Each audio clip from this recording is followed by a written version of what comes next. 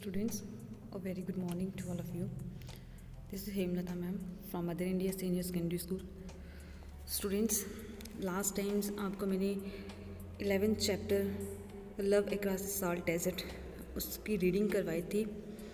तो now I am going to start your textual questions of the same lesson. So let us start from question number 1. Question number 1 is, why has the lesson been titled Love Across the Salt Desert? तो कहते हैं कि ये जो lesson आपको दिया गया है love across the salt desert, इसको यही टाइटल क्यों दिया गया है इस लेसन को? The title love across the salt desert is correct and apt because Najab Hussain, a lover from India, goes to Pakistan by crossing the salt desert. वो कहते हैं कि इसको क्यों दिया गया है, ये जो नाम दिया गया है ये बिल्कुल सही दिया गया है.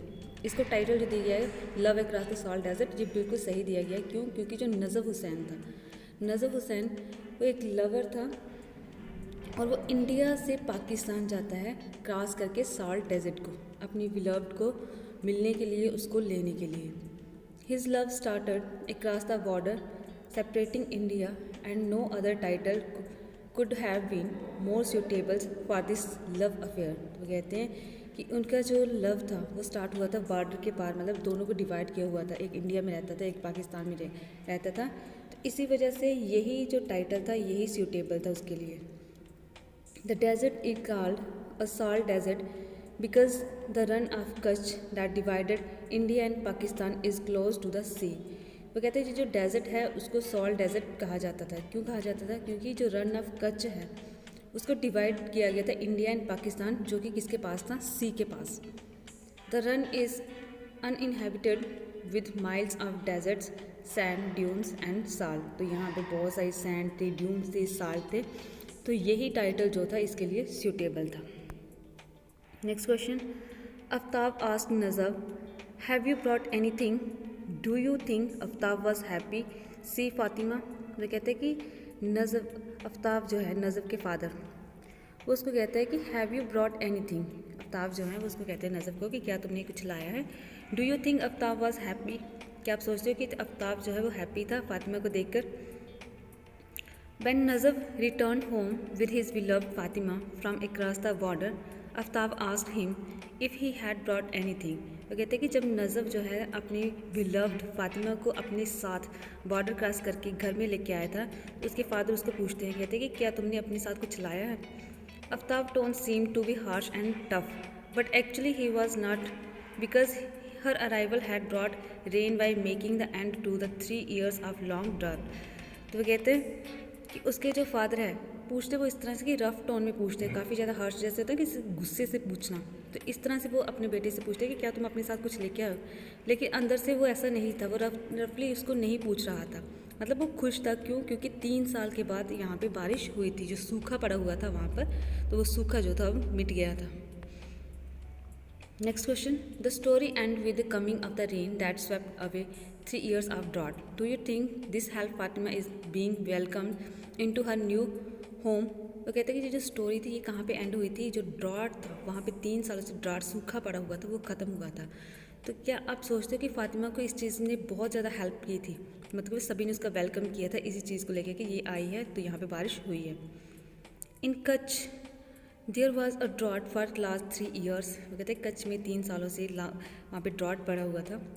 Eight that times when Fatima arrived here there rain began to pour, this swept away 3 years of drought. वो कहते हैं कि जब फातिमा यहाँ पे पहुँची तो जो 3 सालों से यहाँ पे सूखा पड़ा हुआ था, ठीक है, वो हट गया. क्योंकि उसी टाइम जो रेन थी वो स्टार्ट हो गई थी, बूंदें स्टार्ट हुई. जब फातिमा यहाँ पहुँची तो बारिश पड़ना स्टार्ट हो गई थी.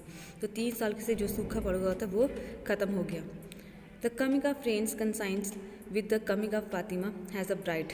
It definitely helps her being welcomed into her new house. वो कहता है कि जब फातिमा आई तो यहाँ पे जो सूखा पड़ा हुआ था वो सारी चीज़ें हट गई. उसके साथ ही यहाँ पे ब्राइटनेस आई. तो कहता है कि डेफिनेटली ये जो चीज़ थी, जो बारिश आई थी, तो फातिमा को यहाँ पे हेल्प मिली थी रहने के लिए. मतलब उसको अब जो अपना घर मिल गया था तो वहाँ उसको वेलकम्ड किया गया. Next question, question number 4. How does the drought affect the following? Drought जो है वो इन चीज़ों को कैसे अफेक्ट करता है?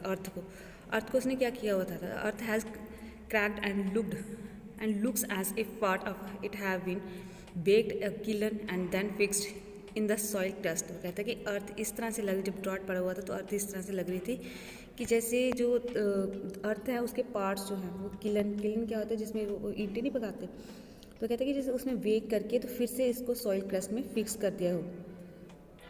नेक्स्ट कहता है कि कैमल के ऊपर क्या इसका अफेक्ट पड़ा था।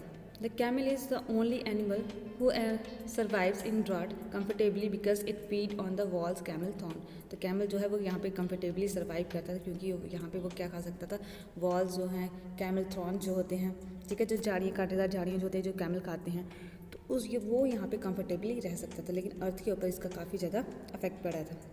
अब कहते हैं कि ऑक्सन के ऊपर कैसा इफेक्ट पड़ा था। तो ऑक्सन जो थे die because they are unable to survive like camels in the drought. तो जो ऑक्सन थे वो डाई हो गए क्योंकि वो यहाँ पे इस तरह के एटमॉस्फेयर में नहीं रह सकते थे। नेक्स्ट क्वेश्चन है question number 5, why was Najaf fathers worried about Najaf future. तो नजफ़ के फादर जो है वो नजफ़ के फ्यूचर को लेकर क्यों वरीड थे।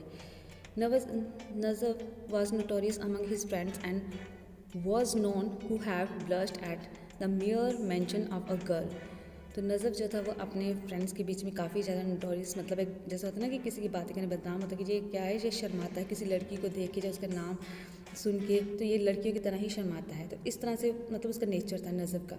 His father was worried about him and his futures because according to him what he and his ancestor have earn during the last 100 years Nazam would spend away. तो उसके फादर उसको काफ़ी ज़्यादा उसको लेके वरीड थे। क्यों? क्योंकि वो कहते हैं कि ये जिस तरह से ये शर्माता है, ये किसी से कुछ मांगेगा नहीं, तो जितने भी जो उन्होंने पैसा अर्न किया हुआ था, उसने जहाँ उसके एंसेस्टर ने जो भी पैसा अर्न किया हुआ था तो ये सारा स्पेंड कर देगा, ये किसी से कुछ नहीं मांगे, वही पैसा ये खर्च कर देगा। इसलिए नज़फ़ के जो फादर थे काफ़ी ज़्यादा इसको लेके वरीड थे। He was not a spendthrift what because he was too shy to charge money for what he sold. क्योंकि इसलिए नहीं वो मतलब वरीड थे कि ये सारा पैसा खर्च कर देगा, जो चोरी करेगा वो इसलिए वरीड थे क्योंकि अगर इसने किसी को कुछ सामान दिया है तो उसके बदले में ये उसे चार्ज भी नहीं लेगा क्योंकि वो इतना ज़्यादा शाई नेचर का था। तो स्टूडेंट्स आज आपको मैं इसके 5 क्वेश्चंस ही करवाऊंगी, तो नेक्स्ट हम इसके कल जो है वो क्वेश्चंस करेंगे। So thank you, have a nice day.